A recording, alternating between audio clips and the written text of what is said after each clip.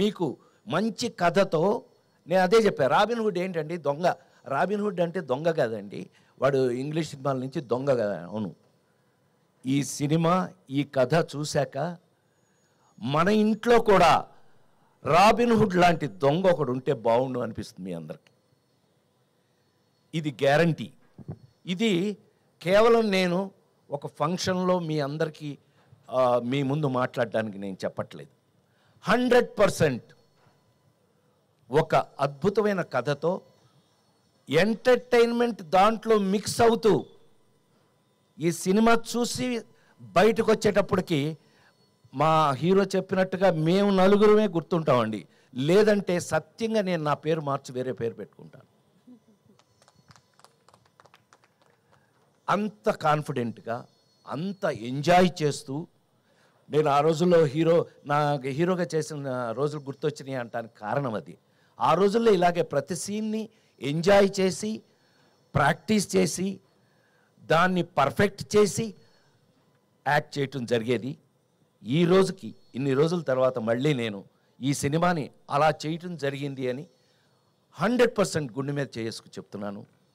అట్లాగే ఈ సినిమాలో మనకున్న అదృష్టం ఏంటంటే మా నిర్మాత రవి చెప్పినట్టు అన్ని డిపార్ట్మెంట్స్లోనూ మ్యూజికల్గా, టెక్నికల్గా, అన్ని డిపార్ట్మెంట్స్లోనూ అందరూ ఇష్టపడి చేశారు. నాకు అసలు ఇవాళ ఈ మధ్య చాలా కాలం అయిందమ్మా ఇంత ప్లెజెంట్ ఫంక్షన్, ఇంత ప్లెజెంట్గా ఉండటం ఈ మధ్యకాలం చాలా రోజులైంది. అసలు టు బి వెరీ ఫ్రాంక్, నువ్వు అన్నమాట 100% నిజం. ఇంత ప్లెజెంట్గా ఉంది, ఇంత పాజిటివ్ వైబ్రేషన్తో ఇవాళ జరుగుతున్నటువంటి ఈ ఫంక్షన్ నిజంగా మీరందరూ మా మీద ఎంత ప్రేమతో వచ్చారో మాకు తెలుసు. దయచేసి నోట్ చేసుకోండి, 28వ తారీఖు నుంచి, ఈ నెల 28వ తారీఖు నుంచి దయచేసి థియేటర్లోనే చూడండి. ఆ సెల్ ఫోన్లోనూ, ఆ ఇంట్లో టీవీల్లోనూ. ఎస్, సినిమా ఇంటికి వచ్చేసింది.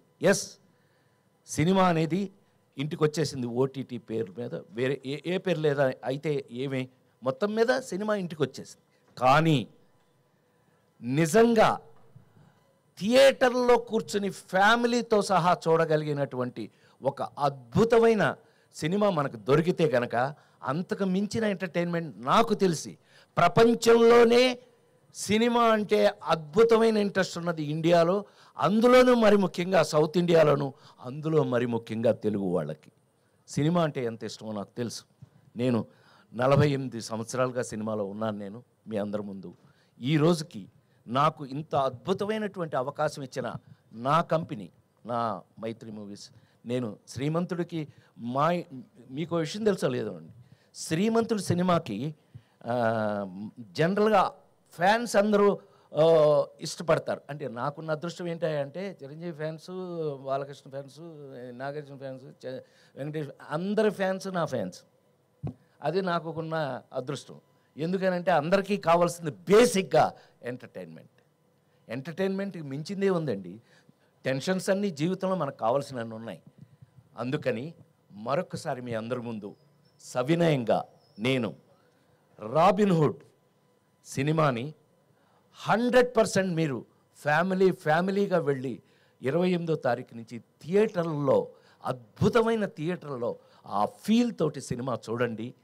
మీకు ఎంజాయ్మెంట్, మీరు హాయిగా అనుకున్న ప్రతి ఐటము ఈ సినిమా లేకపోతే నేను దానికి బాధ్యుణ్ణి అని మరొకసారి మీ అందరి ముందు సవినయంగా మనవి చేస్తూ